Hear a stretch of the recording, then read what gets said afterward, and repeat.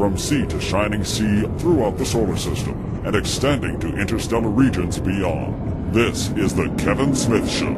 Talk radio like nowhere else on Earth.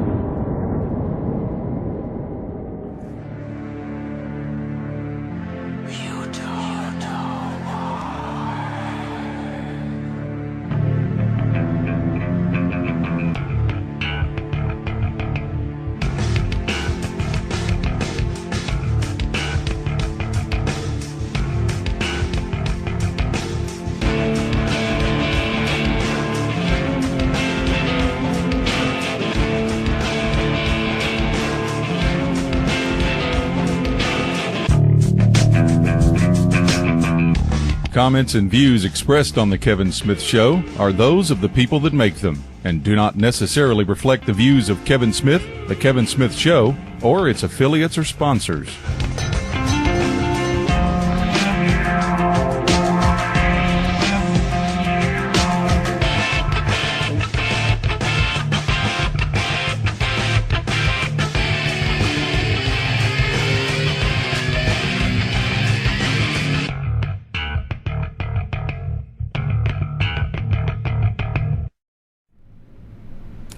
Hi, folks, and welcome to the Kevin Smith Show, whoever you are, wherever you happen to be all around this gorgeous planet. Thanks for being here at the Kevin Smith Show.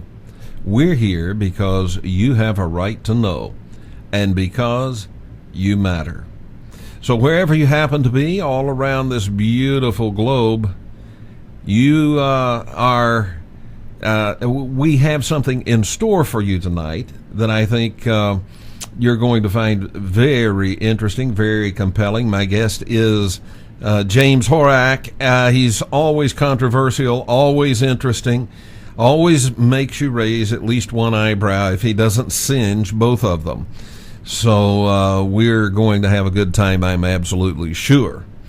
Now, you know, last night's show I've gotten a lot of real positive comments on because, what we did is take a look at a screen capture out of one of NASA's own films. They produced it, and we saw all kinds of amazing things in that screen capture. Well, that video, that film, that all that material came from, is now uploaded and available for viewing in our video galaxy in the members community.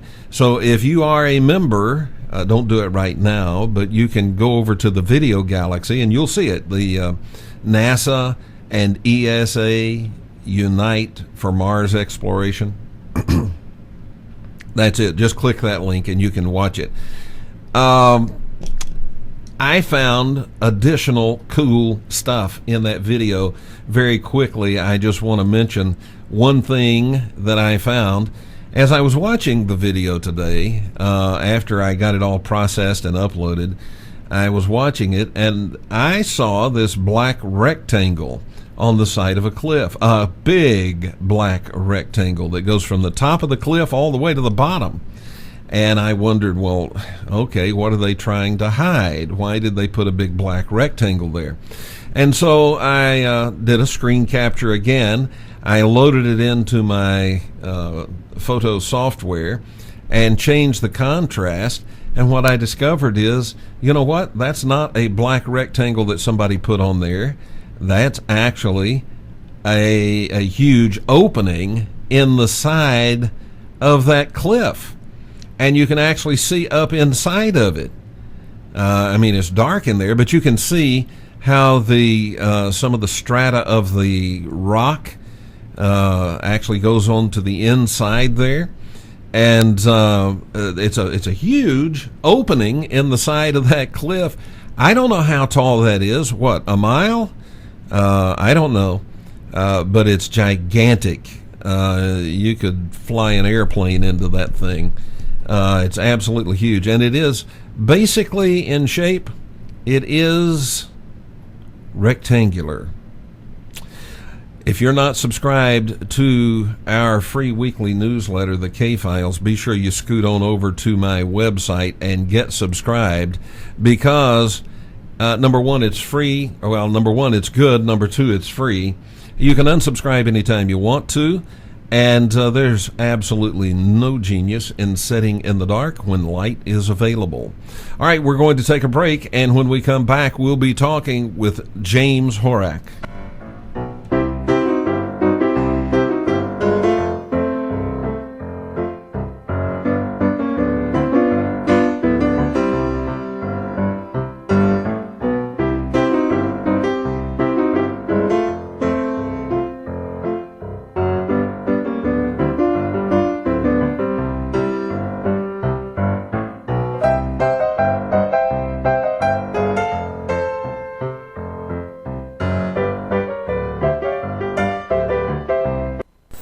Hi folks, you know, when I first saw the Kevin Smith Show, it was like finding a whole new universe. The guests and topics are super. It's information the mainstream media just runs away from. And Kevin really has a mind like a steel trap. Just make sure that you join the members community so that you can watch the show. Because like I said, it's like finding a whole new universe. If I could sum it up, the Kevin Smith Show is just something I could not live without.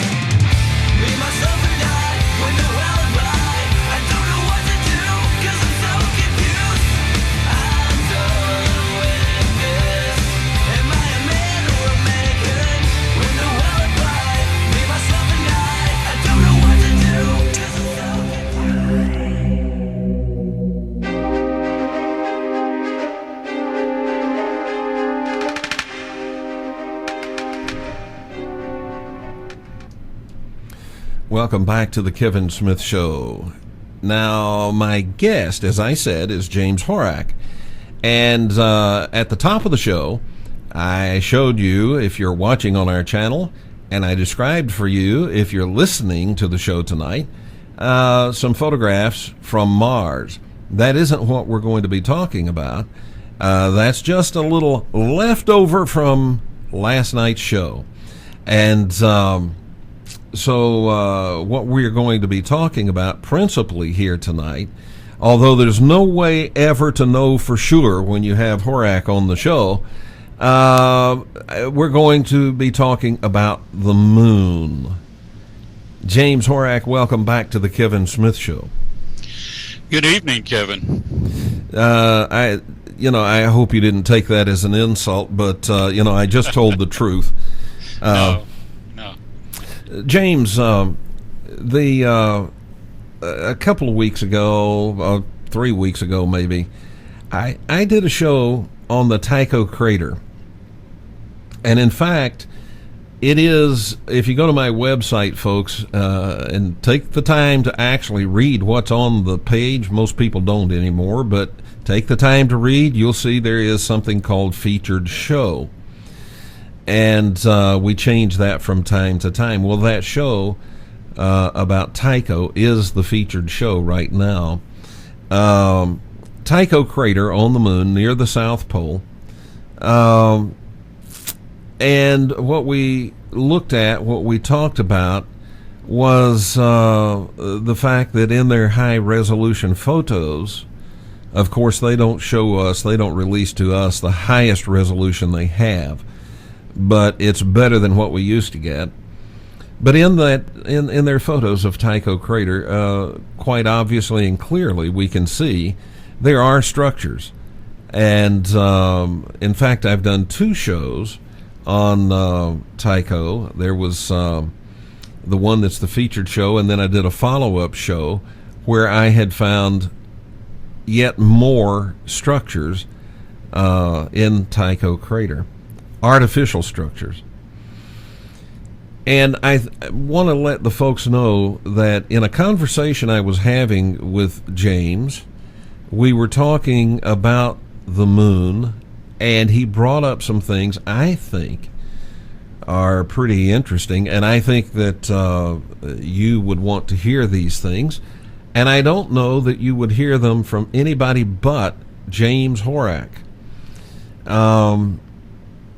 And like it says in the, if you look at the show info, click where it says show info and read that.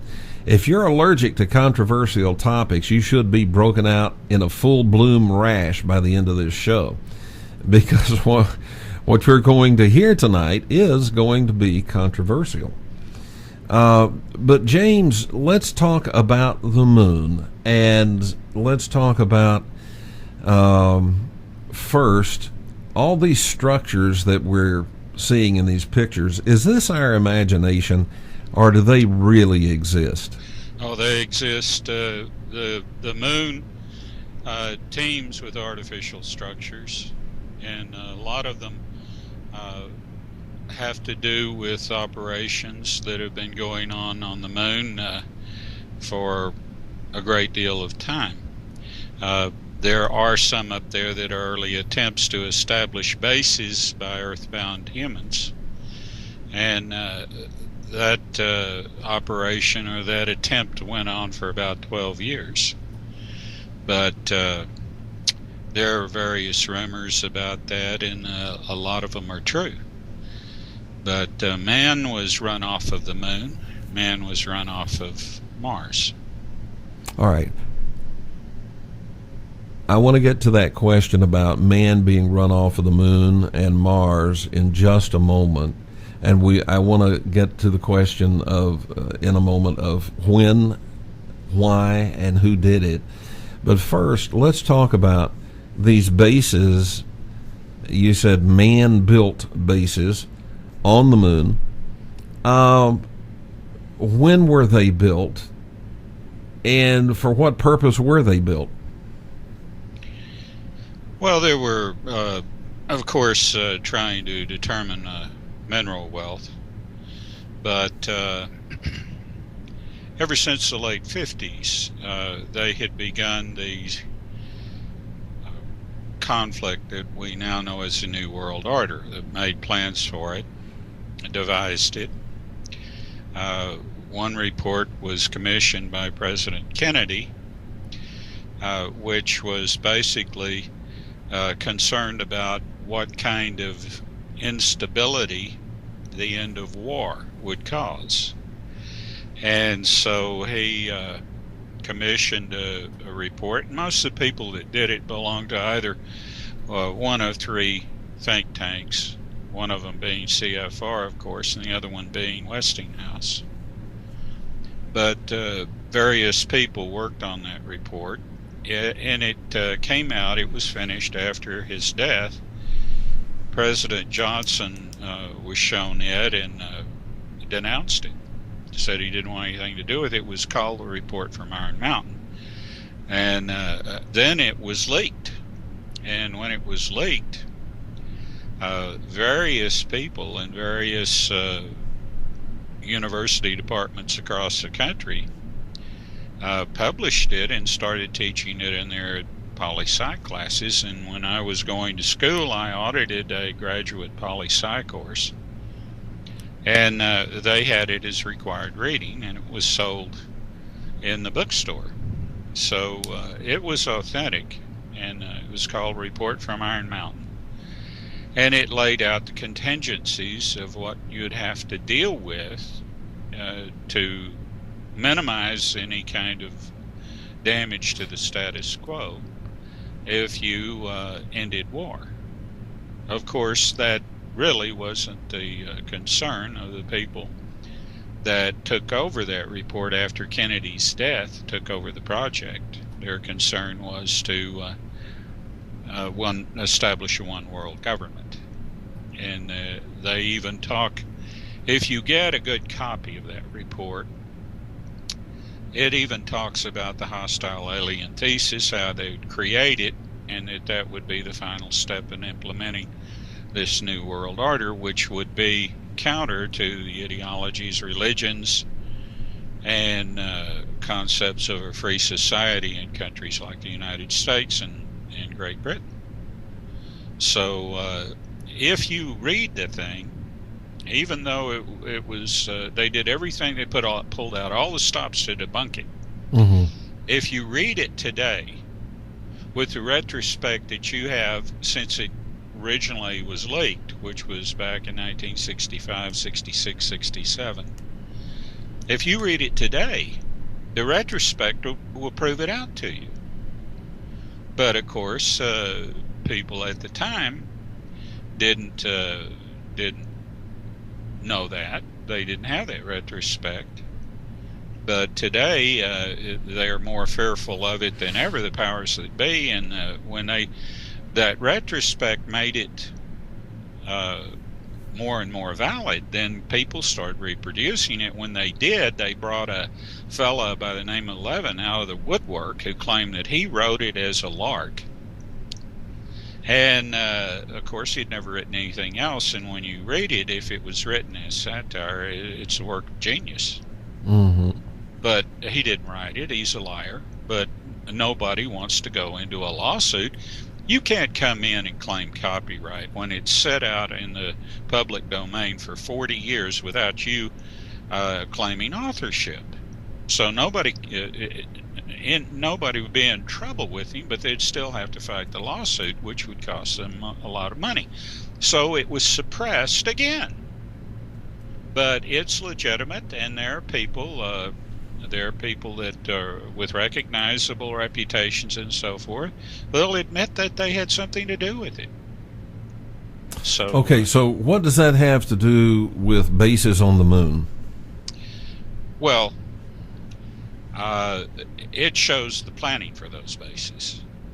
It shows if you go a stretch further and you delve into an early English program and the reaction to that early English program, because it touched too many bases, fiction, called Alternative 3,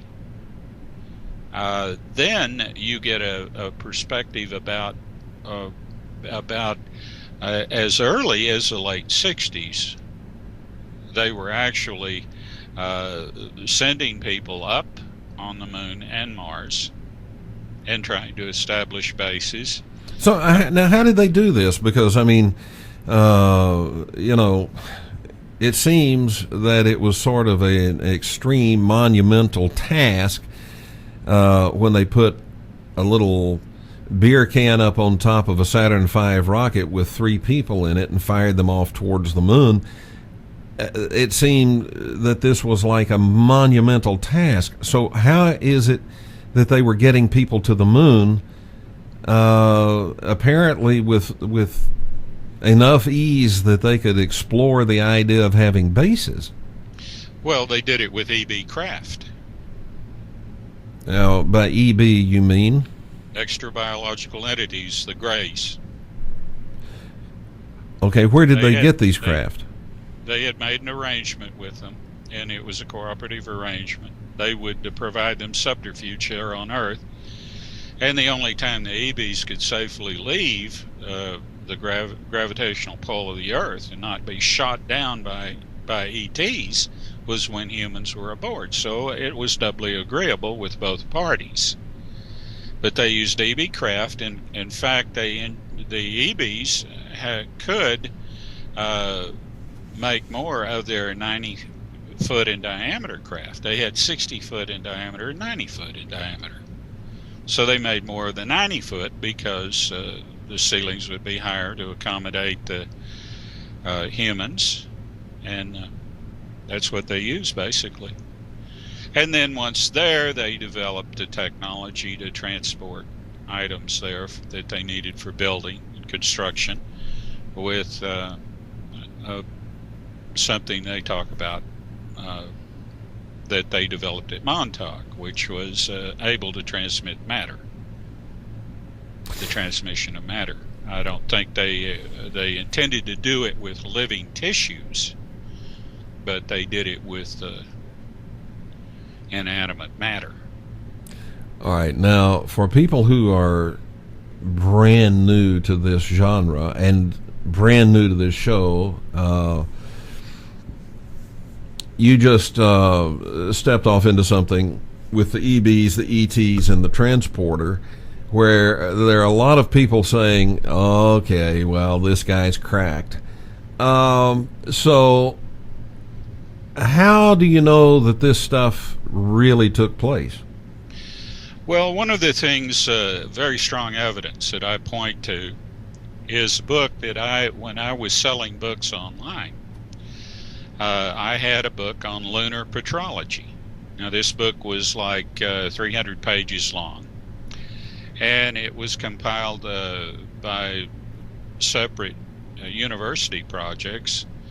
But the information in this book, the mineralogy, the petrology, could not have been performed with any kind of remote device. It would have required teams of geologists and mineralogists to do on the moon, not here. It couldn't be done any other way. And once you got into the book, you realize that this was an open admission that they had teams of people working up there to make these findings and to be able to produce that book. And the book was so noteworthy that a Scandinavian scientist from Norway, when I put it on my catalog that I had online, he immediately called me long distance, and he said, "You still have the book?" And I said, "Sure." And he says, "What would you send it? I don't care what it costs to send it, just priority mail or to send it expedited any way you can. I don't care." And he says, "Are you still charging the same amount of money for it?" I said, "Sure. I don't raise my prices just because you're excited about the book, and I'm glad a scientist is getting it." And I sent it to him. Mm-hmm. But the amazing thing, I've discussed this before, and nobody ever asked me for the catalog numbers of that book or anything. That catalog number, Mm-hmm. Library of Congress catalog number, and we call it NSB number. But it had, and I've got the invoice from where you sold it, yeah. All right, so now let me say this about things happening on the moon way before we thought, and in fact things happening you never even thought. And you and I, James, have talked about this. The Russians landed on the moon two that we know of. There could have been more. 2 rovers, 34 years before we had a rover anywhere. But they landed 2 rovers on the moon. I think they were called Lucanod rovers. They were remotely controlled, and they were atomic powered, nuclear powered. And that was way back in, the very early part of 1970 is when the first one landed. But here's the deal. In 1998, there was a conference held, a workshop, actually, not a conference, a workshop held at Los Alamos National Laboratory, sponsored by NASA and JPL. And this was for the purpose of planning a water drilling mission to Mars. In 2000, when this show started, I reported on that. At that point, we were only 2 years away from that workshop. It happened in 1998. And I reported on that workshop. Some of you that have been with us since Kosovo, since way back when we first started this show, you remember when I talked about that. And here's the deal. James, in their notes from the workshop, which they had online and which I made public on the show, it talked about the various things they were going to do and what type of technology would be used to do each of these tasks. Now, for the actual drilling, and by the way, it was a drilling mission planned for the Cydonia region and on Mars. And the actual drilling technology, here's what it said. They had decided to use the, and quote now, quote, proven successful Russian lunar drilling technology.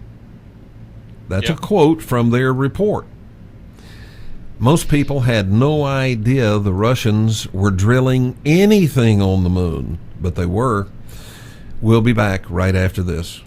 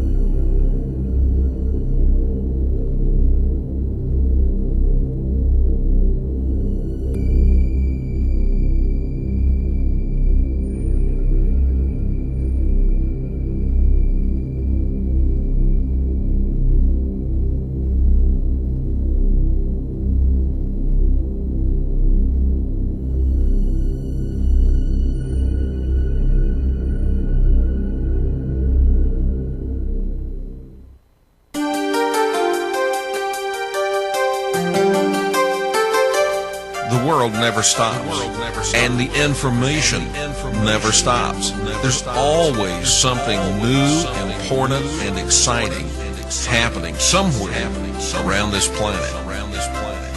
So long as the world never stops and the information never stops, I'll never stop.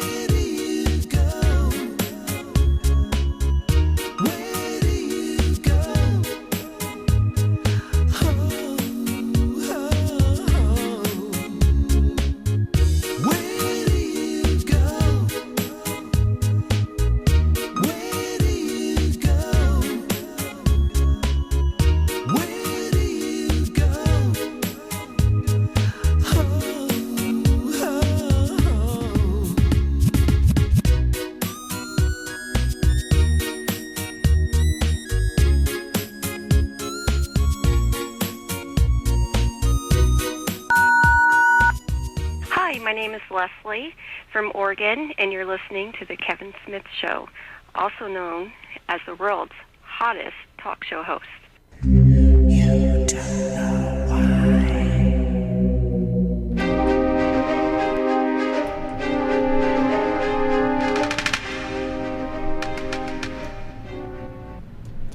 All right, welcome back to the Kevin Smith Show. My guest this evening, James Horak, and we're talking about some pretty strange stuff about the moon.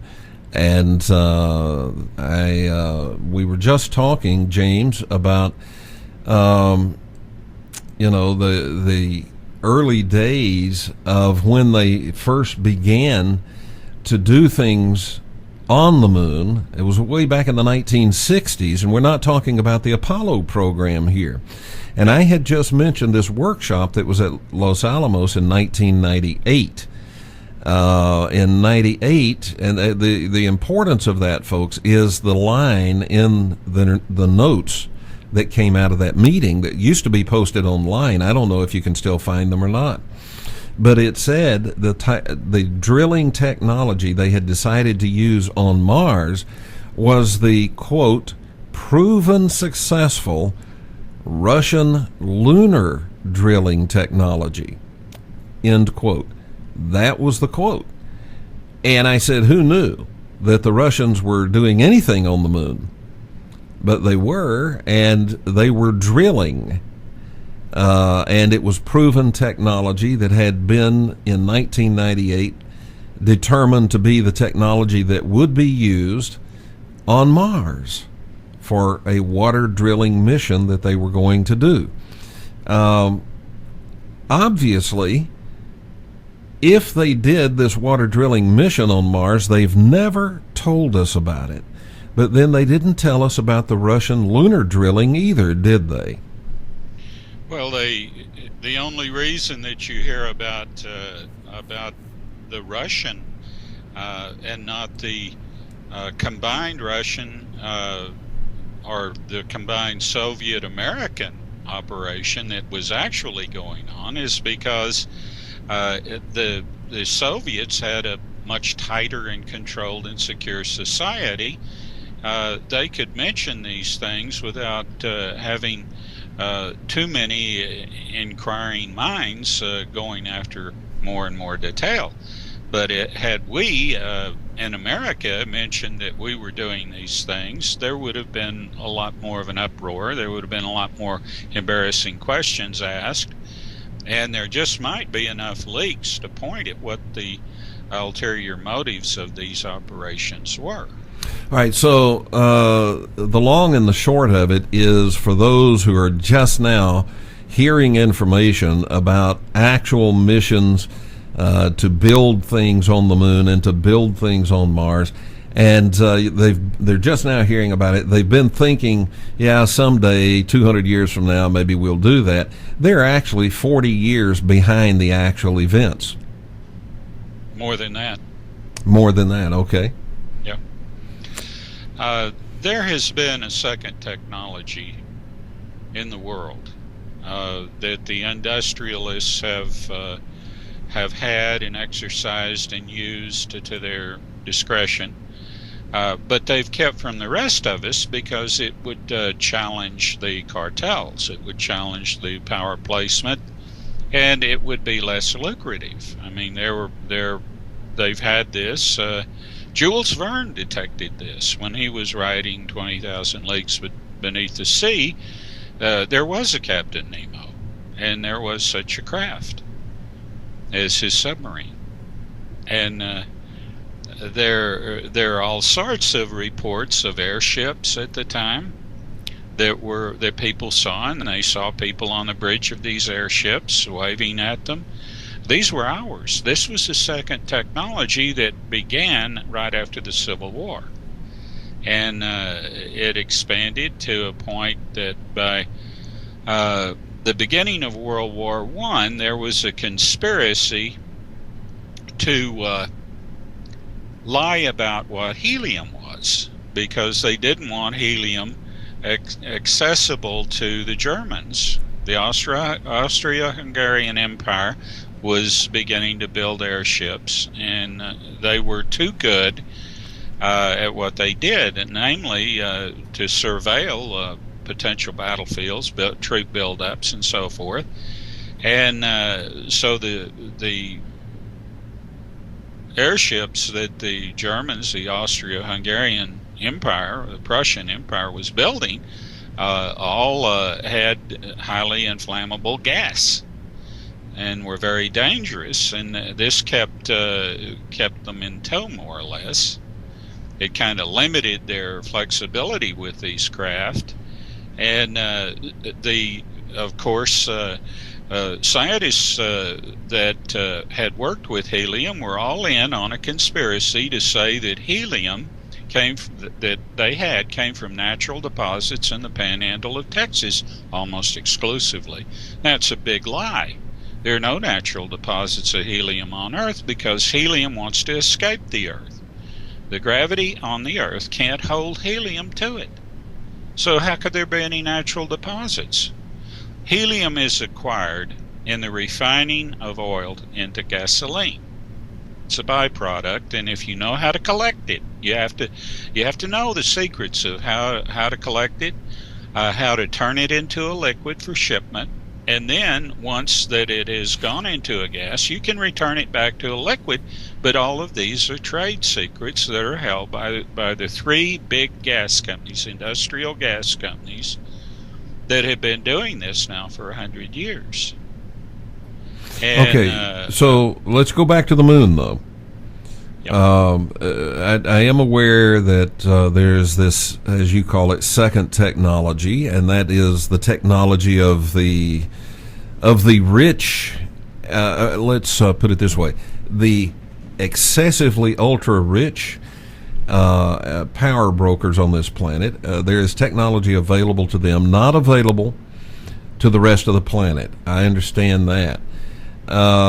So what it sounds like to me when I listen to you is that when we put these together, what you're saying is that this moon program where they built bases, and on Mars where they built bases, was affiliated with these extremely ultra rich power brokers, the super elite.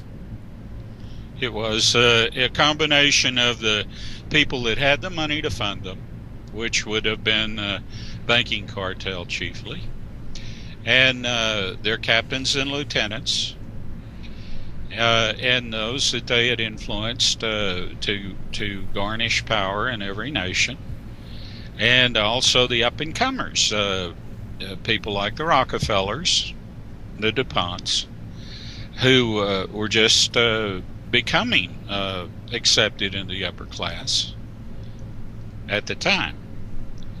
They've been there a long time now, but there are a number of people that you would think would be in the upper class that are not. The only way to know for sure is to get a social register and look in a social register. But of course now, for the last 20 years, social registers are only sold to people that are in them. Isn't that interesting? How can you get a hold of one? You have to get an old one. And you don't know who's, I know that Gates is not in the social register. There are a lot of people that you think would be in the social register are not. That's why they have this phony bloodline crap, 'cause oh, I'm not in the social register, but, I have a relative that is. Yeah, sure you do. Okay, so... well, a whole bunch of them are related to Vlad Dracul, for real. Yeah, well, for real. In spirit. Nah, Bush, Cheney, and Kerry are all descendants of Vlad Dracul. George W.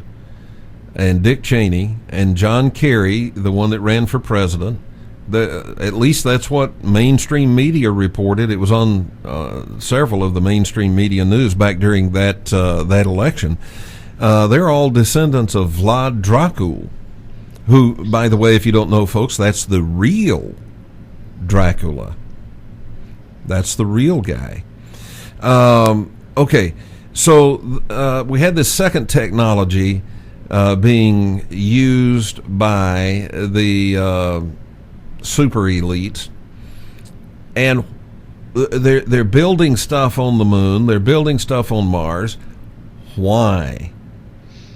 Well, if you read the report from Iron Mountain, which has its own reality, and it's the reality that was in the minds of the people that sold this to the elite. And that is, they were projecting at the time not global warming, but what they call the greenhouse effect. That didn't sell, so, along comes people like Albert Gore to dress it up in different doll clothes and, rejuvenate it and sell it as something else. But it's neither valid nor is it convincing. But, nonetheless, it was used to foretell that eventually there would be such cataclysms, there would be such an outcome that they would need to be safe from what was going on Earth until it could be stabilized or whatever. Actually, what was going on was the eugenists among them, not content with just doing things like that. They were already planning mass depopulation. And that's in the report from Iron Mountain, too. There are a number of things that are in the report from Iron Mountain. You have to understand that this is commissioned right after Kennedy became president. And he dies, then it's finished. And it's published formally published around 1966. The first time I read it, I think it was 1967 or 68. And, I immediately, because of some of the contract work that I had done for the Ford Foundation, I knew immediately that it was the real thing. And I talked to some people that I worked with or worked under that knew it, that had something to do with it. And okay, so what is it they were planning to do on the moon? Build bases, a refuge for the elite. A refuge, okay. Yeah. Kind of a Club Med? Well, it goes along with what's in Alternative 3, and to this day, I believe that Alternative 3, even though it was fiction and represented as fiction, I think that there was some whistleblowing going on in it. And when you read what was going on at the times, you see there are too many parallels. But, Neara Isley is a good example that backs up many of the things that I'm saying right now. Yes, and what a story Neara Isley has. Oh, my. That is She's telling the truth. She's telling the truth. She is not embellishing anything. I'm very impressed with her. What I like most about her is what she said she'd do to that soldier that raped her. We're going to have to leave it right there simply because we have a break coming up. We can pick it up right there when we come back. And I want to get to, when were the humans told to leave the moon? By whom were they told? And why were they told to leave the moon? Maurice Chatelain, who was the communications director for the Apollo missions, writes in his book that we were told to leave. We'll be back right after this.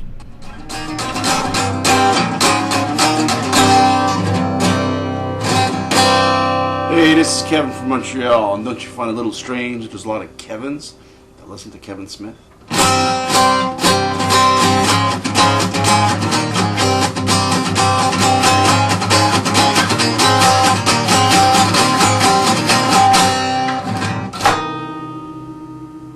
Expand your mind.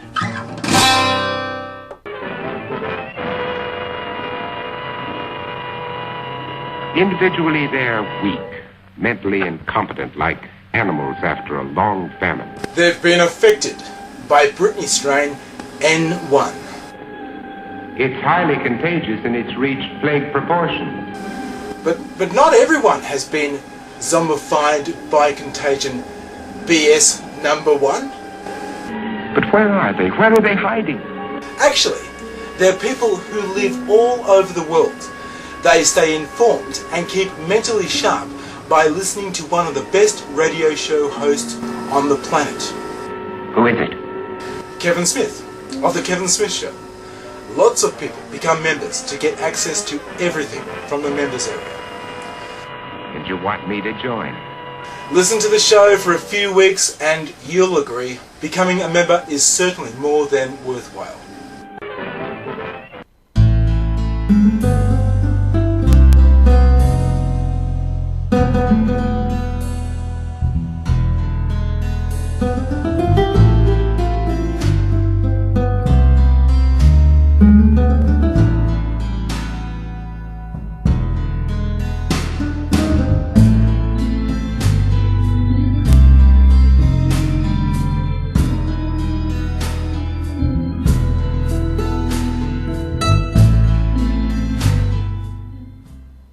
Hi, this is Kevin Smith, and I have a question for you.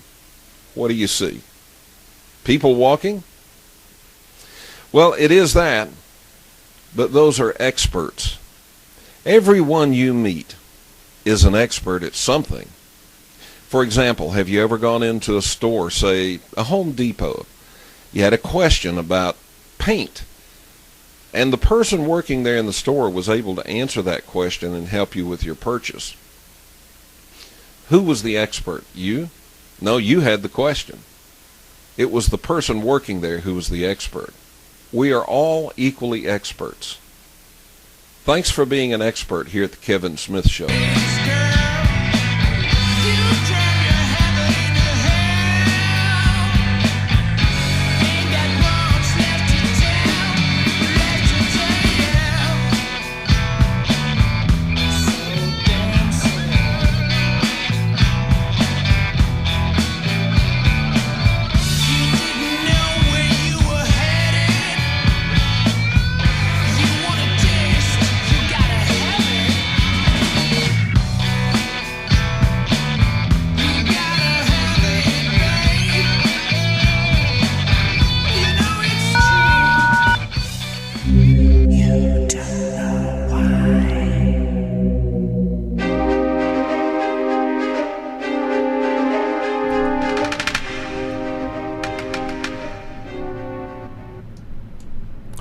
And welcome back to the Kevin Smith Show. My guest this evening is none other than James Horak. I told you you would be hearing information tonight that is controversial, and it is. And yet, much of what James has talked with us about is documentable. All you have to do is get that report from Iron Mountain. As a matter of fact, there's a video documentary of it on, I think it's still on YouTube, and you can go there and watch it. Now, James, we talked about how this super elite funded the development of bases on the moon from the late 1950s forward.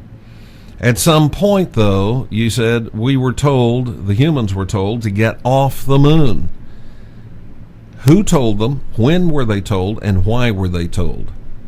Well, warnings were given long before I was ever involved. I was still more or less of something of a sleeper, and until 1975, I wasn't fully aware of my part.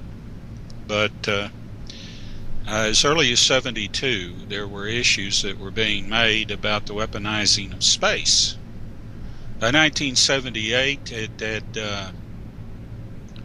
become critical, and they were given the last warning. They didn't heed it. By 1982, the ETs on the moon and on Mars both released a terraforming fungus, which would would actually eat the metal of all the Earth-produced metal, and but it would give the people time enough to get away, to leave, and that's what happened. And one of the things that I wanted to discuss was that I saw images of tripods, of the legs of rovers, of the camera stands, not just tripods, but the single camera stands, the legs of some of the landing craft that were covered with this. Okay, so when did you see those images, and how is it that you came to be able to see them? Dr. Berggren got them. Dr. Norman Berggren. Dr. Norman Berggren had them, and he sent them to me. They came to me by way of an associate of mine at the time, and his associate. There were two other people involved, and we were sort of working together. And they were sent to me, and I saw them, and I suggested we keep the lid on them because, and not show them at the time, because it was important for us to get out what we knew about the EMVs. And this was so far out there that I didn't want it to be used to discredit our credibility with the EMVs. It was important for me, I felt, and for Dr. Berggren and his associate, a lady by the name of Casey Dawkins, to concentrate on the EBs. And of course, I knew that when I had heard the talk about his next book, which has never been written, that it may have been written, but it's never been published, that the images would be in that, along with more particulars. Okay, But so it was let's never pause for a moment here to catch people up to speed on Dr. Norman Berggren. If you don't know him, he is formerly, now correct me if I'm wrong, but formerly worked for NASA. Is that correct? He's worked for NASA, JPL, Ames. He has credentials along with the best of them. He's primarily an imagist, but he's a good scientist. And a good scientist is good in his field, is good in astrophysics, astronomy, and evidently he had abilities and capabilities that went beyond that. All right, so let me finish with introducing him. Folks, you've heard of a book called The Ringmakers of Saturn. That was written by Dr. Berggren, Dr. Norman Berggren. If you can get your hands on that book, you need to get it and you need to read it. Dr. Berggren reveals in that book the EMVs at work in the rings around Saturn, and shows you pictures of them. But he is as credentialed as you can possibly get in the fields in which he worked for NASA, JPL, and Ames Research Center, which of course is space research. Okay, now Dr. Berggren sent you these pictures, and what do the pictures show? They show various earthbound apparatus on the moon, and I think there was some of Mars too, but I saw at least 8 pictures, and they were of metallic objects like the legs of a lander and different things, a rover, different pieces of equipment, and they were covered with this fungus, and it would grow. And there were time-lapse photos that showed how rapidly it would grow. He had quite a bit. Now, I never asked where he got them, but I knew the man well enough to know that there wouldn't be any doubt about their authenticity or validity. Mm-hmm. So, but he was thinking about making them public at the time, and I wasn't talking with him directly. I was reaching him either through the associate that was related to me, or the associate that was related to him, Casey Dawkins. I don't mention the name of the associate related to me because he betrayed Berggren behind Berggren's back. I found out about it, and I informed Casey Dawkins about it. Berggren had kind of become alienated with me because of that embarrassing question he asked me, and I answered it truthfully. So, that pretty well dispensed with my having any more contact with him, and I understand that. Didn't hold it against him at all. I expected that would happen, but I had told him that they would find the EMVs in the sun. He kept telling me, how do you know this? How do you know this? And he kept on and on. Finally, I just said, because I'm not from here. And that pretty much topped it off right there. That topped it off. Yeah. Okay, well, so let's go back to the moon. These are pictures that show this fungus growing on the metal and eating the metal, right? Right. Well, it was. It wasn't. It wasn't losing its strength if you got the devil off the moon and off Mars. If you gave you plenty of time, that was the idea.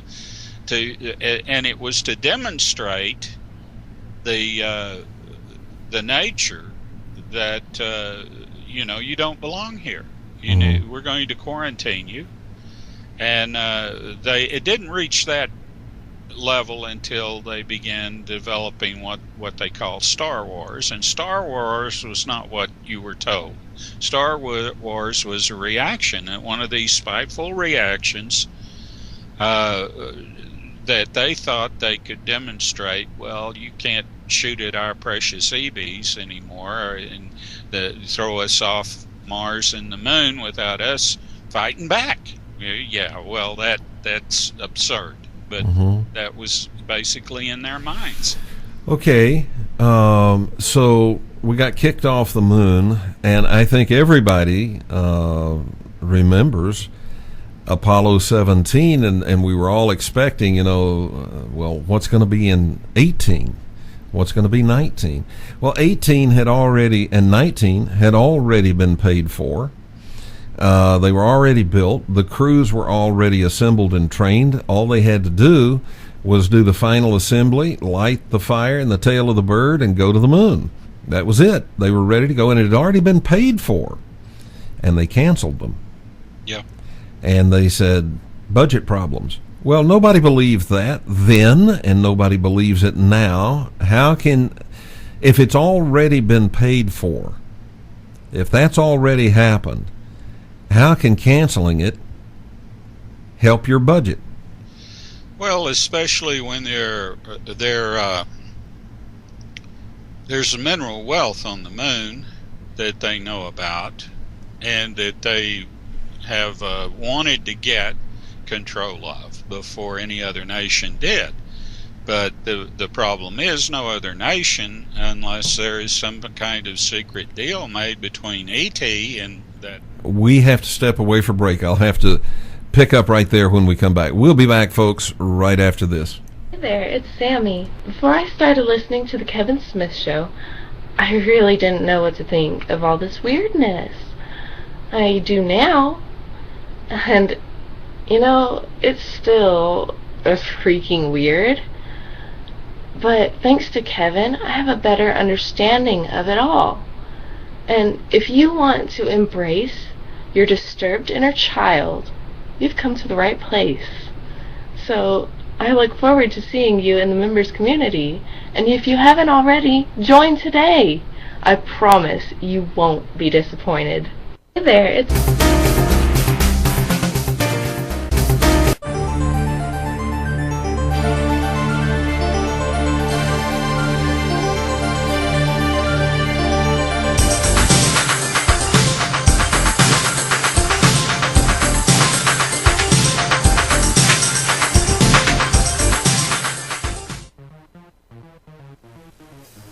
Hi, this is Kevin Smith. You're watching The Kevin Smith Show, a show so hot even the men in black wouldn't miss it.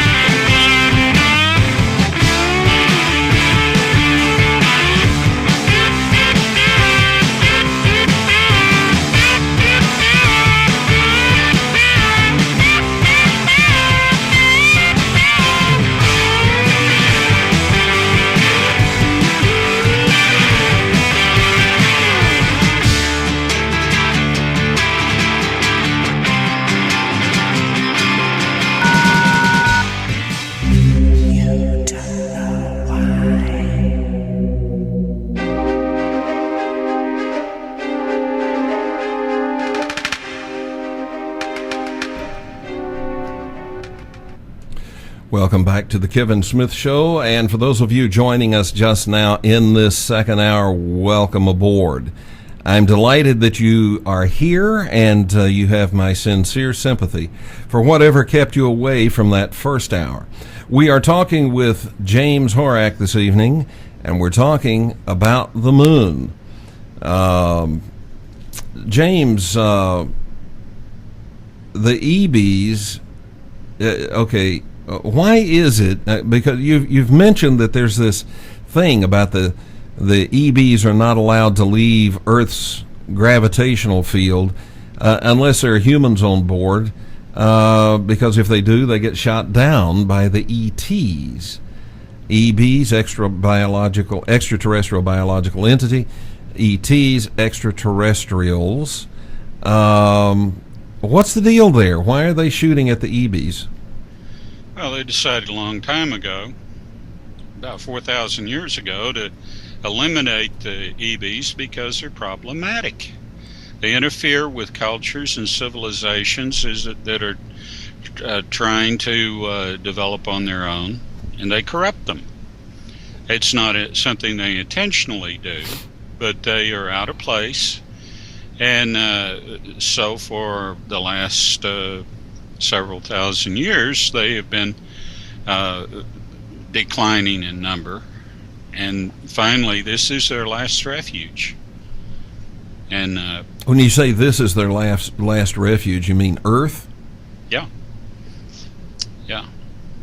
Okay, so if they're viewed as something that negative by extraterrestrials, what is it about them that has caused governments of this planet and the super rich of this planet to wrap their arms around them and say, they're our friends?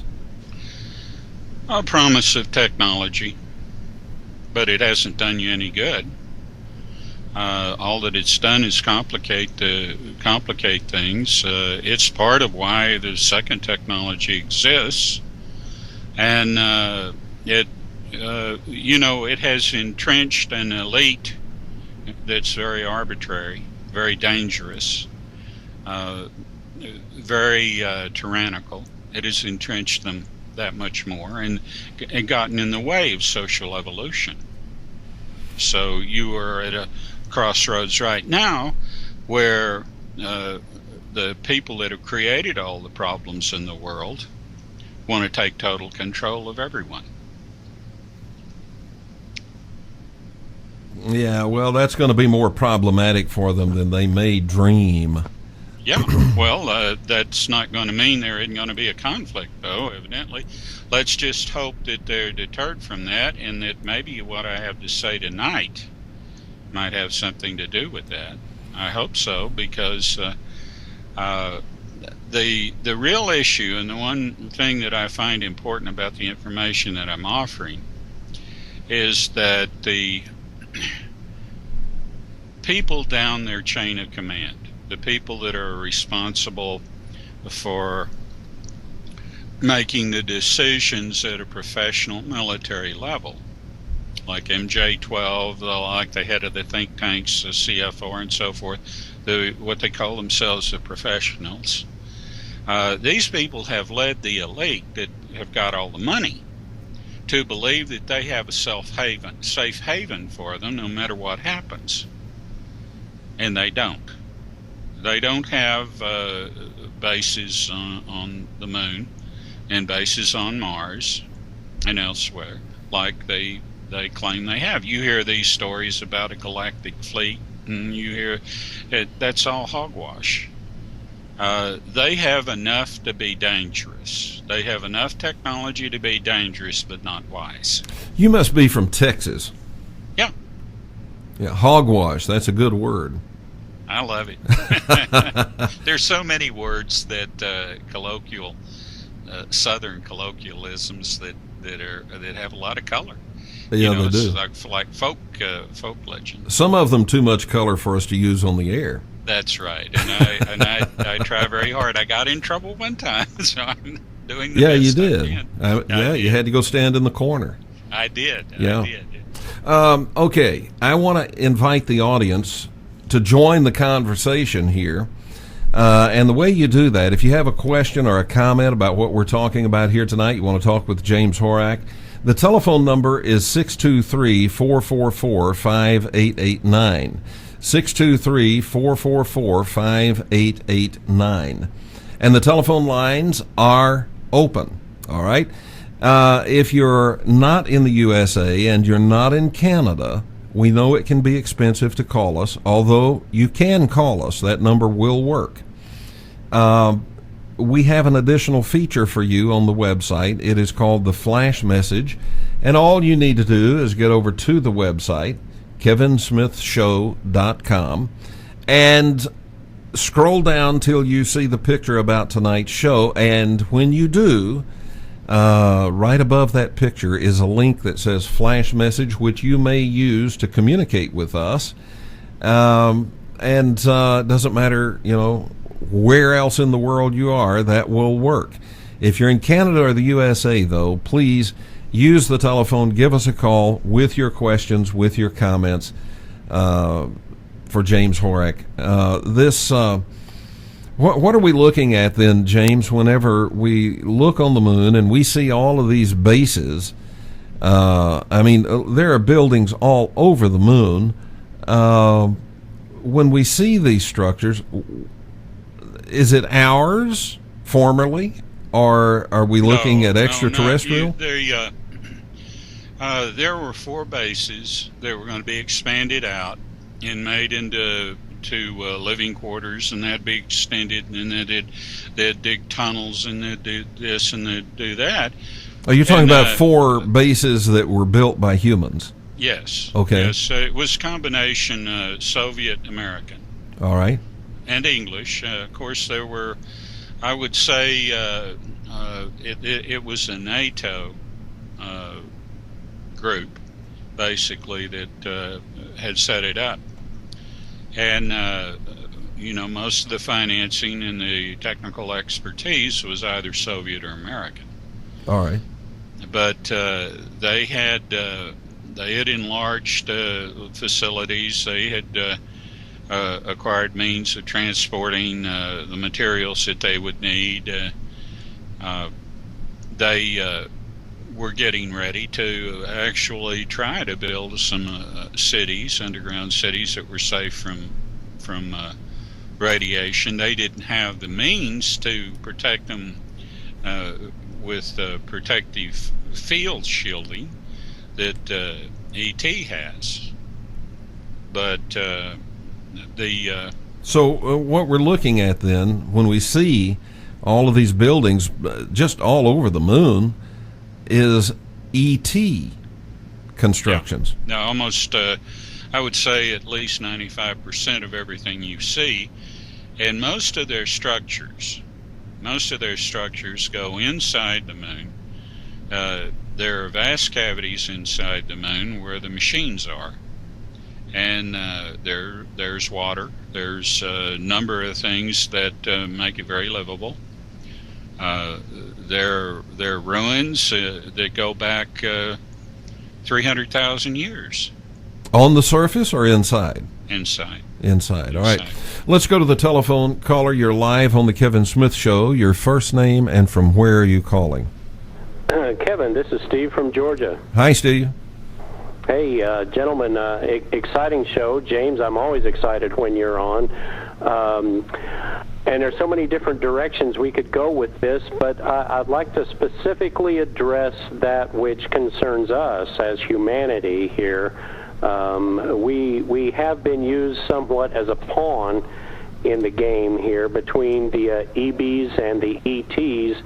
The EBs who have aligned themselves with the elite who are, creating the matrix of reality out here, or so-called reality. It's their generated, adulterated version of reality that enslaves us mentally and so on.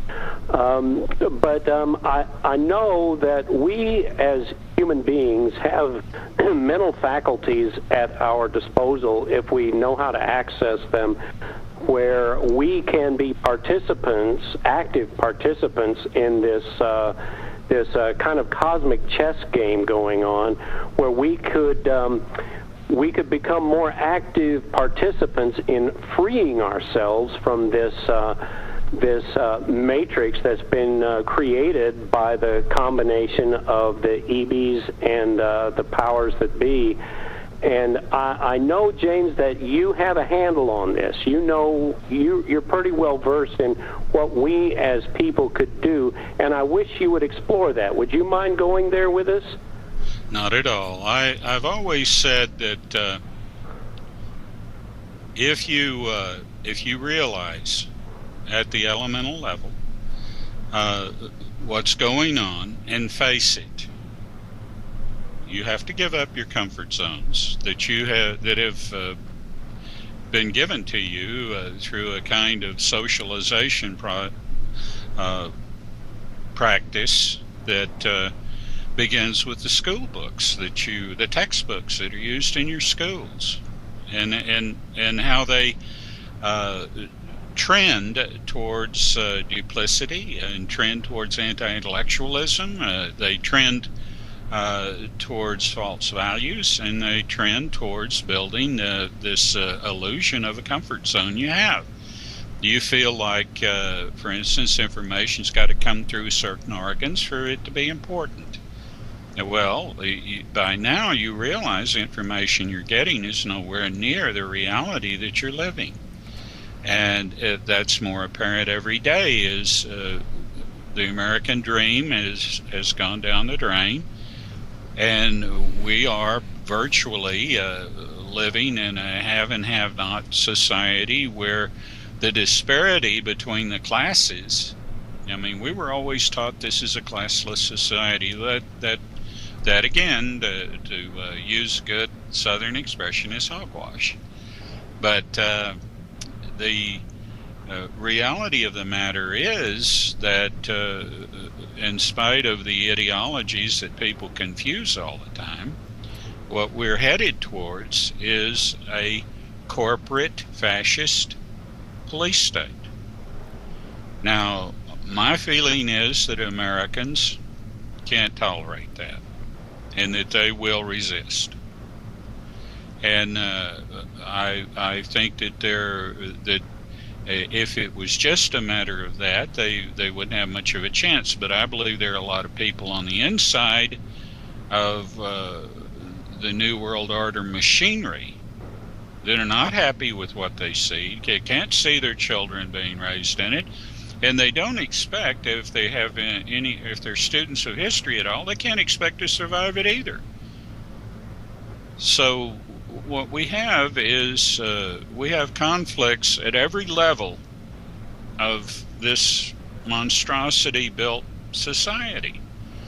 And it's almost like the quiet before the storm. What we have is we have a gathering of tensions that are overwhelming to all concerned. And this can go in different ways. But I think that it's going to end in a way that where we have marked change, and we're back in an evolutionary cycle, which we haven't been in thousands of years, or it's going to be the end. I don't see any other way, because these would-be tyrants are not sane. They're talking about World War III.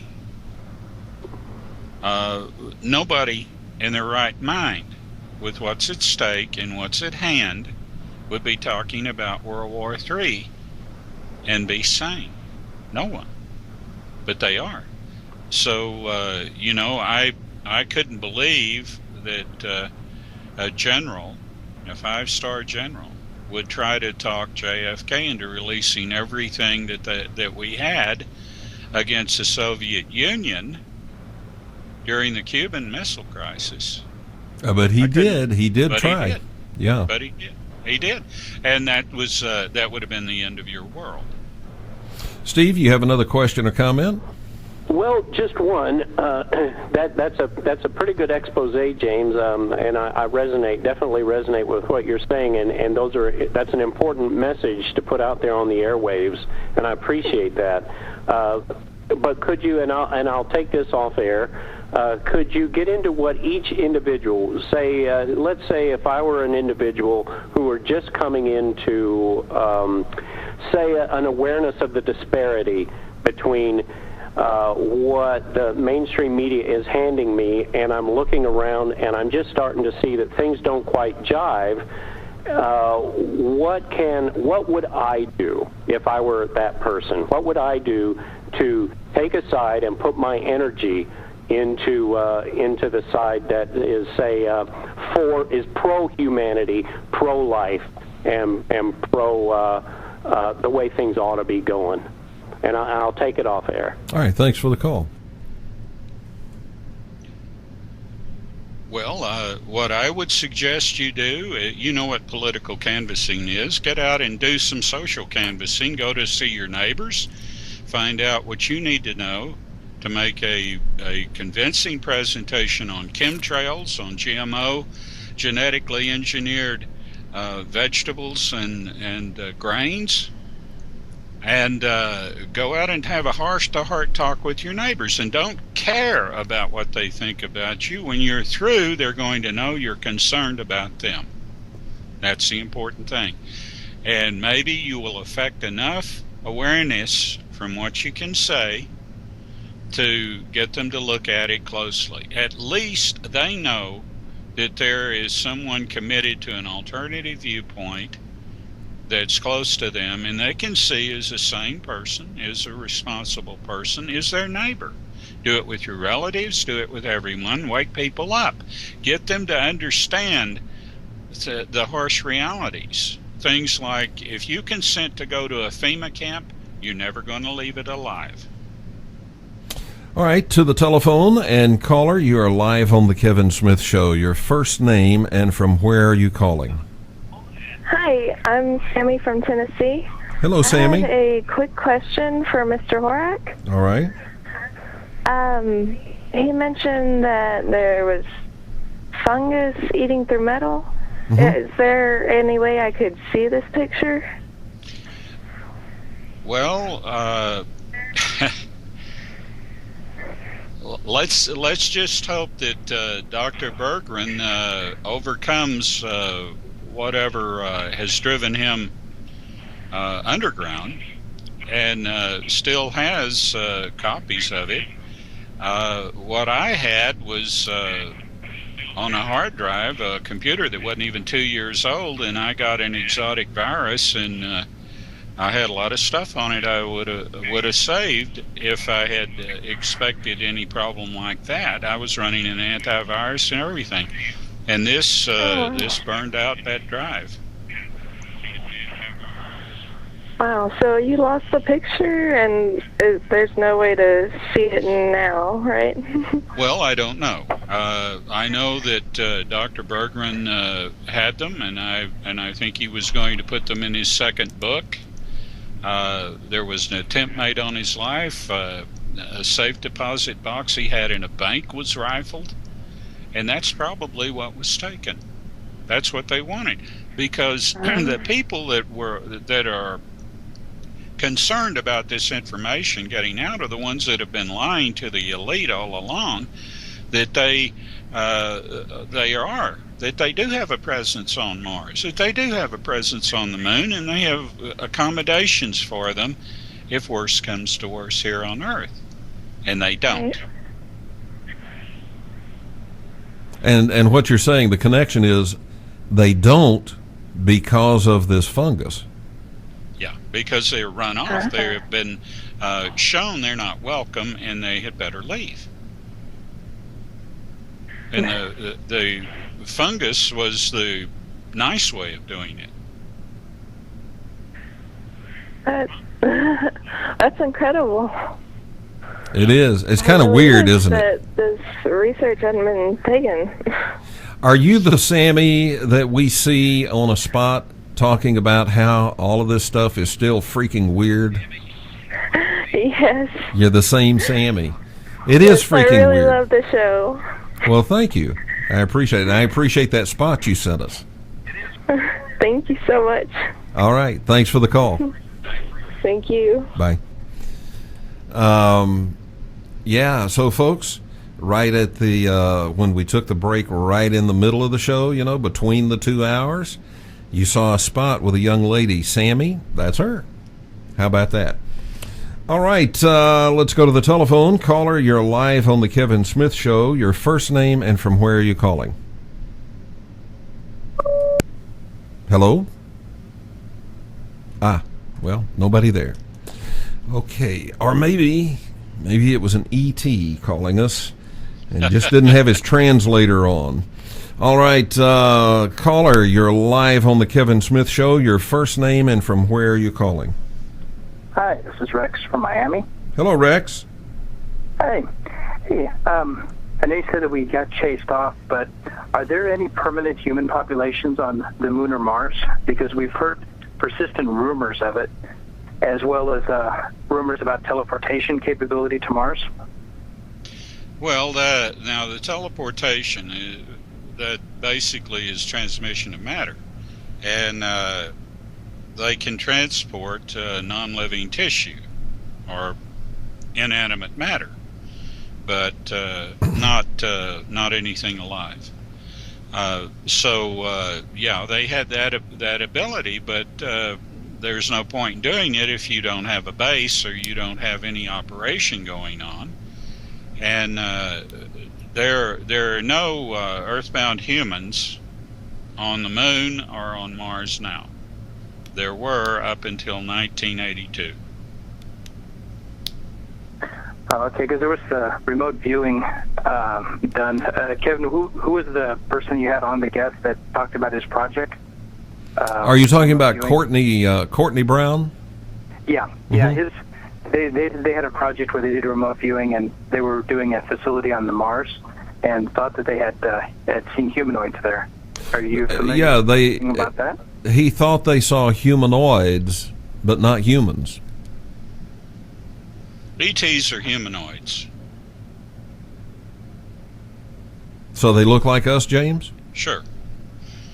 They're cold bloods. There's some people that have special adaptations because of more severe environmental conditions or whatever, but essentially you wouldn't be put off or scared of them if you met them, or you think that they were odd or anything. You get to know them. They're just like people. There are people from all over. All right, Rex, you have another question or comment? No, that's it. All right. Thanks for the call. I think at this point, because of what you've just said, and the phones are open, folks, so go ahead and call. I need to tell you, folks, that everything that you ever heard about Dracula and everything you ever heard about the Mothman and all that, it's all fiction. But there was a real Dracula. Same thing about ETs. All that stuff you see in the movies, fiction. But there are the real ETs. Caller, can you hang on through the break? Yeah, sure. All right, hang on, and we'll get to you in just a moment. Ladies and gentlemen, we'll be right back.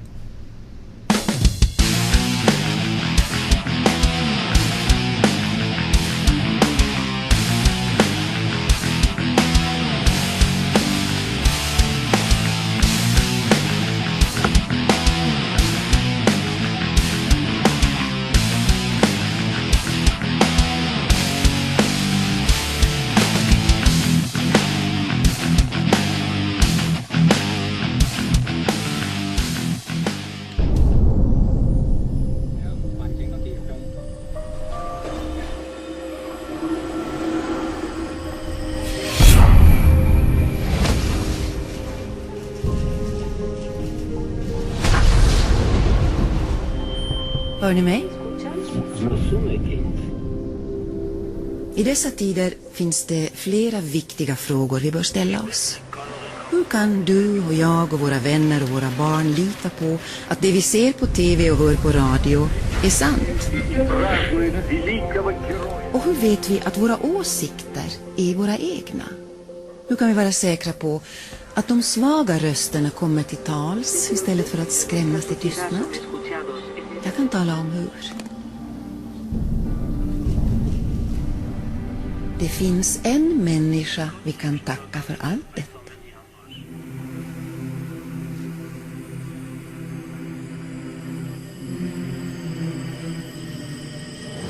Det är denna människa vi kan tacka för nya perspektiv. Det är denna människa vi kan tacka för att vi har en valmöjlighet. Det är denna människa som ger oss ett alternativ till likriktning och kortsiktighet. Det är denna människa vi kan tacka för att en vanlig dag kan bli en stor dag. En dag då vi reser oss ur tv-soffan och säger: jag har ändrat uppfattning. Det finns bara ett ord som ger denna människa rättvisa. Hjälp.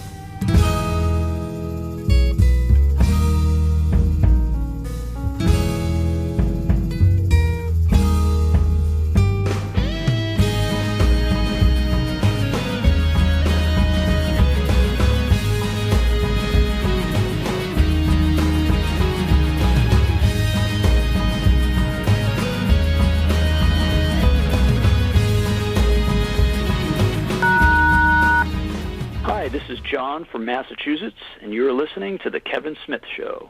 You don't know why.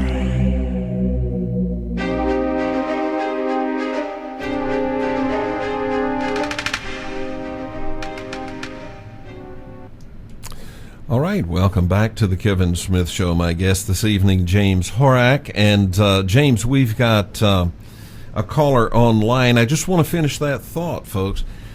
All your images of extraterrestrials come from the movies and cartoons and from novels. Same as your images of Dracula. Well, there was a real Dracula.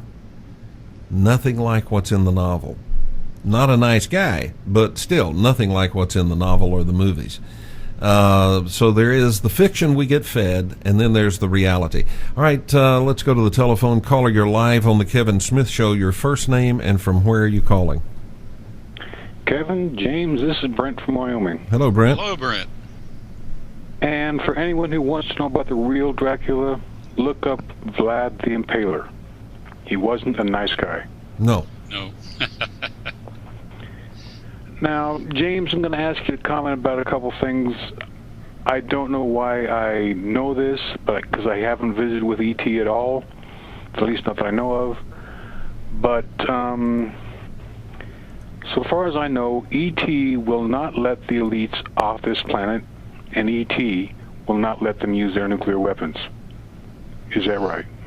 Well, they've stopped. There have been two attempts to start World War III that have been stopped.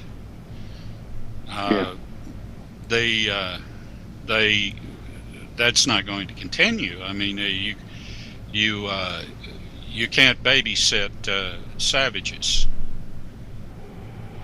You can take when I say savages, I'm not talking about people in general. I am talking about the savage leadership that seems to prevail among nations on this planet.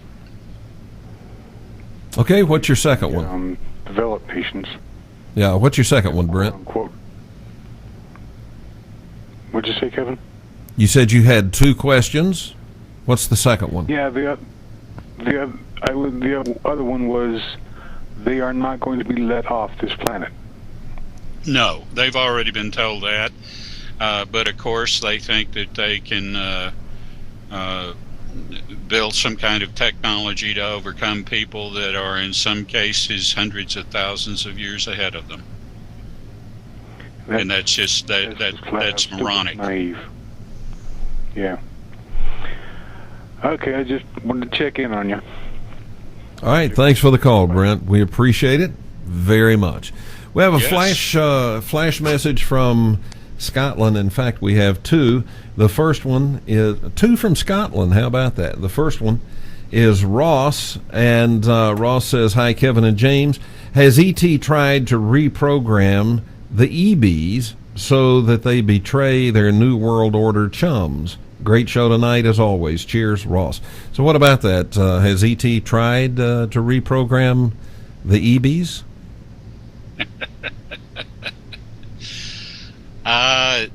They can do it. It isn't hard, but it's not. It's just something that it's stooping. In their minds, it's stooping. It's like they draw a line on how to conduct antagonisms, and that's not something.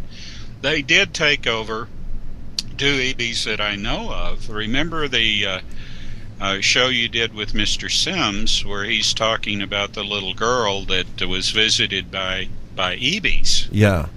And they took them over on that occasion because what they wanted to do was share something that they felt was important to share, and that was the formula for Electrum. And that's why they put those in the girl's nose, and whenever they lost them, they came back the next night and put them in the nose again. So they can do it and have done it, but it's not generally practiced. No.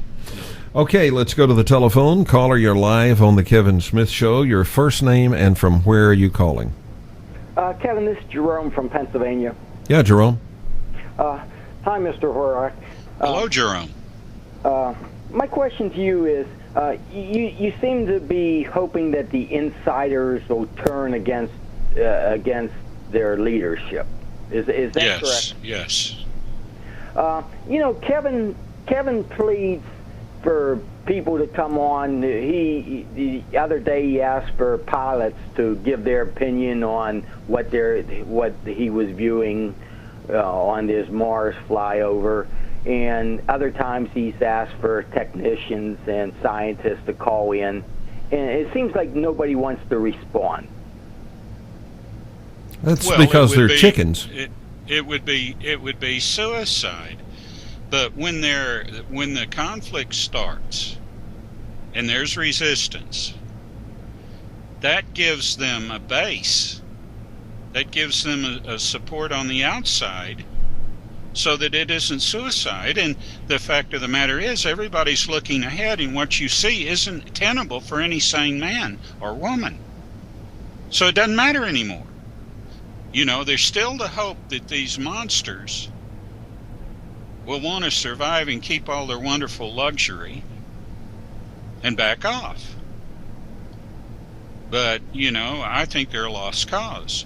My hope is pinned on their captains and lieutenants, the people they will need to facilitate and implement what they have in mind.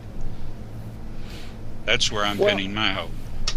I like the direction you gave Steve as far as to get involved, and I think there's more people who are able to do that than who are not chicken, as Kevin said.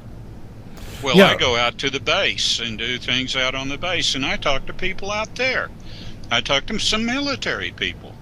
I talk to people whenever I go anywhere, and I get a reasonable reception, and I get into things that wouldn't have carried 5 years ago, but are now, because people are opening up.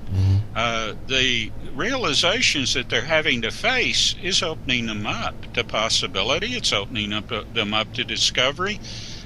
Just try. The important thing is try to be where that person has already is, and go from there. Don't try to just cloud over them. You don't go from where you are. You go from where they are. Yeah, that's right. And then you add, and eventually they come around. I've had people that were antagonistic because I didn't do that. I wasn't sensitive enough to pick up where they were before I started trying to talk to them, and so they got. You know, they probably thought I was crazy. And then, as things happen, now this person who is the son-in-law of my neighbor, a nice lady who lives right next door, has come around. And he has become something of a survivalist. He's now he realizes the truth about 911 to some extent, and and that carries over to Oklahoma City, it carries over to Waco, it carries over to Ruby Ridge, going on back. Government out of control. And now he sees it. Just to change this a little bit, where does China fit in on this? By that I mean, it seems like they're not chased off the moon, and you said that they weren't there at that time. But they're not there now. I know that there has been. ET hasn't any formal relations established with anyone on Earth, but I know that they have had contact with the Chinese. Now, what may come of that, I don't know. But I'm hopeful, because I've always been pro-Chinese. I think it's a wonderful culture and wonderful people. But you bring up the Chinese. Let me tell you something about the Chinese. The New World Order crowd thought that they could get the Chinese in bed with them by giving them favored nation clause. So that's why we got all the Chinese crap. That's why they've ended up with so many American dollars. So once they got all these American dollars, certainly they're going to try to protect the petrodollar, right? The Chinese are the very first to start minting a currency backed by gold, which is going to play havoc with the petrodollar. And it'll also, if these monsters that have looted this country of financial asset don't return it when the adjustment is made on the petrodollar, which is basically the dollar. When that happens, we'll have a hyperinflation, and all the devil will break loose here. But that's why they're after the guns. That's why all this crap is going on, because they're hoping before that happens to have us all under their thumb. Okay, now to bring this back to what this show is about, how is any of that related to the moon? Well, it's the basic reason, the destabilization of the people and depopulation and all these plans that the New World Order has is the reason why they wanted to establish on the moon and on Mars, so they would have refuge. Okay, but now that they know, and by the way, Jerome, thank you for the call. Now that they know that they don't have refuge on the moon and Mars, why would they go forward with a destabilization plan for the planet when they've got no place to escape to? Well, that's the point, Kevin. I don't think they did know. I don't think the elite who's been funding all this knew. That's why it was important to tell them, to give them some to wise them up to what they're doing is disastrous for them. They're going to end up being eliminated by the very people that they've been funding. All right, let's go to the telephone. Caller, you're live on the Kevin Smith Show. Your first name and from where are you calling? Hey, Kevin, this is Barrett from West Virginia. Hello, Barrett. Hey, just had a quick question about the humanoids. How often do we come in contact with them during our everyday life? And what are the telltale signs that we're in contact with them? And I'll take the answer off air. Thanks. Okay, thanks. Most of them have the ability to psychically block their appearance. Blondes, for instance, they can psychically block their appearance, so that a 7-foot woman can walk by you, and if you see her, you'll be the only one around that'll see her. Everybody else won't see how unusual that she is and how extraordinary. And that happened to me in San Diego when I was in boot camp on my first liberty.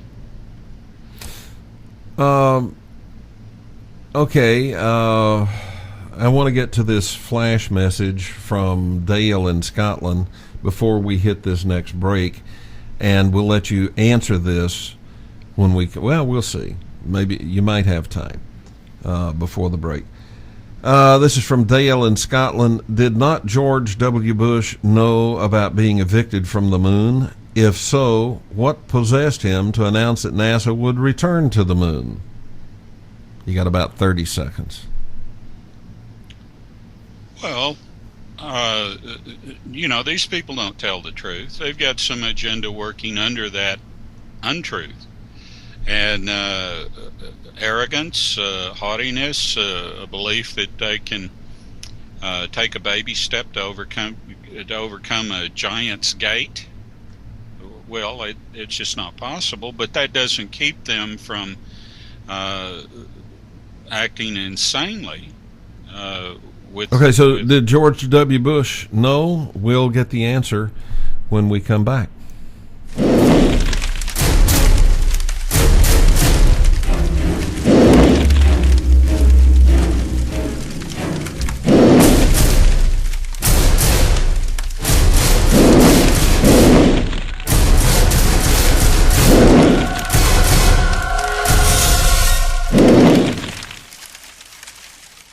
And he's right down the middle, and what he does is he just asks tough questions, and he gets the guest to come up with more information, even if the guest wasn't expecting to tell that part of their story. That's what a good journalist does, and so Kevin has really, he's impressed me.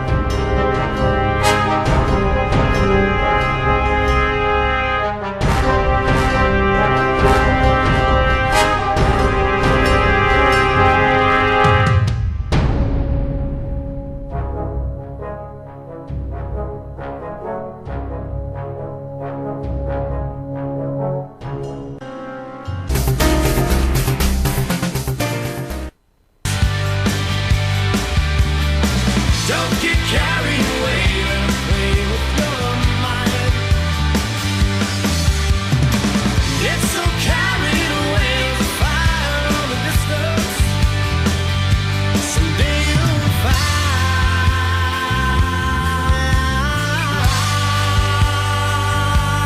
yeah.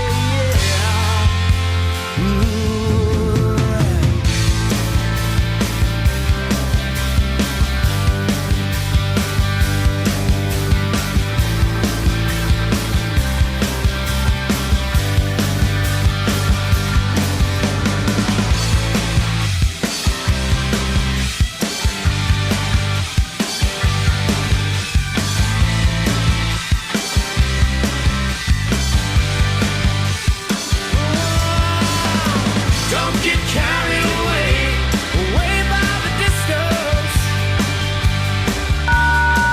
Don't get carried away. You don't know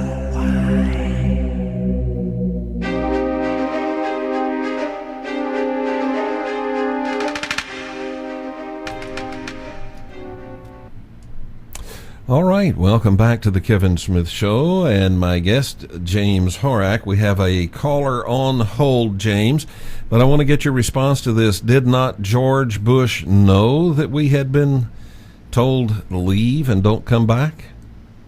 I believe he did. I don't know it as a definite fact, but just about anyone that's ever been a former head or director of the CIA knows these things. No, I'm talking about George W. Oh, George W. Because Yeah. he's the one that said we're going to go back to the moon. Did not he know? Well, Daddy did, and if Daddy kept it from him, it was because he didn't want to know. Okay. Good enough. Let's go to the telephone. Caller, you're live on the Kevin Smith Show. Your first name and from where are you calling? Hi, this is Jonathan from North Carolina. Hello, Jonathan. Hi, is the moon an artificial construct? And Yes. when do you think it was it actually put in place with its face facing the Earth all the time? What's the story with that?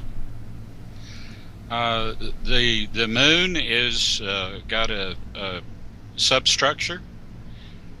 It's artificial.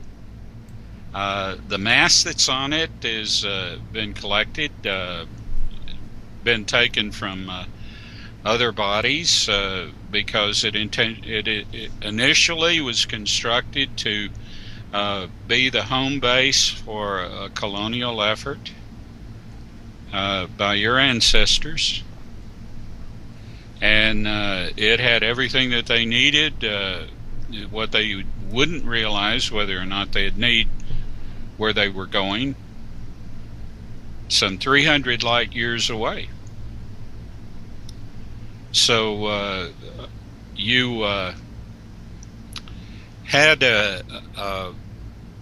today you have an oversized moon that is not natural to the Earth, that is kept in place with machines that operate in a way that adjusts the gravity or the gravitational relationship between the Earth and Moon every 12 minutes or so, because the moon wants to go out or it wants to come in, and so these machines keep a parity that prevents you from having a constant gravity wave, and this is not a good thing. Okay. Jonathan, let me ask you, do you have another question or a comment? Well, yeah, I'm saying it now. I'm saying the reason that they put it there was because they wanted society, humans, to flourish on the Earth, to stabilize the tides and the weather. Is that why they put it there? Well, that's an important point, and yes, because the Earth didn't have a moon, and that's one reason why its vulcanization stage lasted so long. There's a lot to stabilizing a planet and to producing the right kind of a friendly atmosphere, a magnetosphere, everything that you need, with having a moon driving the core, the mantle around the core. And this provides all of these things in a stable way. So that was one thing. But the moon, because it was part of home, because it was a relic of a deep past that they had lost, they didn't want. They wanted it, but it wasn't appropriate to the Earth. It wasn't appropriate to Mars. But that ended up there. It has an inconstant mass. It has gravity wave fluctuations or gravity field fluctuations constantly. And they know all this. They know that something like what I'm talking about is going on. They just don't. It's like anything else. They don't want anybody to know anything for sure before them. So until they figure it out and can tailor it to fit what they want you to know and what they don't want you to know, then it's like it didn't exist. All right, Jonathan, thank you for the call. Very interesting. Very good question. Excellent question. Yep. Excellent question. All right, we're just about out of time, and we really don't have time for any more calls, but I want to thank everyone who did call, and I want to thank the people who sent flash messages. And let me tell you, ladies and gentlemen, you make it happen. With your telephone calls, with your flash messages, you make it happen because you think of things I could not possibly think of. And you've always heard two heads are better than one. Well, millions of heads out there listening to the show are better than just mine. And so thank you. I appreciate you calling, and I hope each and every one of you will call us again, because we do this every night. And we will, of course, be here tomorrow night. And we'll invite you to call in then as well. Now, James, very quickly, let me ask you this. You have the reputation of being very controversial. As I said at the beginning of the show, you'll not only raise eyebrows, you might singe a few. Does it bother you having that reputation? Not at all. Not at all. Are you aware that you have that reputation? Well, I expect people to be skeptical. I expect them to have unfavorable reactions to what I say. It's natural, but I'm planting thoughts there. Mm-hmm. I'm giving them something to think about that they might not have thought about otherwise, because it's like any time you see two cars about to head head on, and you run out in the street and try to keep them from hitting head on, don't you? No. Well, I mean, maybe that is a poor example. Two cars that are about to hit head on, I figure they want to. I'm not getting in the middle of that fight. No, that's a bad example. Yeah, but I understand what you're saying. If you see disaster about to happen, you do try to warn people. And some will open their minds and some will not. And one of the things that I've noticed, you've been on this show a number of times and you've never asked anybody to believe anything. No. I'm not talking about anything. There are a lot of things I could talk about. I don't have any basis to talk about, nothing to point to. But everything that I've ever said on this show has a reference. It'll reference to something else. And like the EMVs, you can see them. Oh man, and have there been some fantastic pictures of EMVs lately? Have you seen the one of the cube? Oh yeah. Man, I told you they'd be displaying for you. Like, do you see that CME that shot off there with all that plasma? Yeah. There was enough plasma in that to make 10 Earths. Well, it's a good thing it didn't directly hit us. Oh, no, you're protected.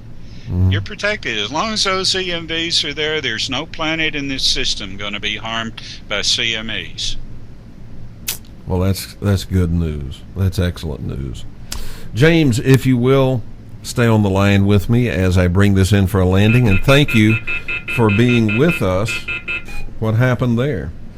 Thank you for being with us for tonight's show. I appreciate it, and if you will, just stay on the line with me. Well, ladies and gentlemen, each and every show here at the Kevin Smith Show, we try to bring you information to expand your horizons for thinking. Nobody's asking you to believe anything, and we don't present information in an effort to try and get you to believe anything. We present information because it is information that is being censored. It's information that's being suppressed and kept from the public. And you have a right to know. My friends call me Steel Eye. My enemies do too, and you may call me whatever you wish to call me. Just keep coming back again and again and again. Until next time, so long, everybody.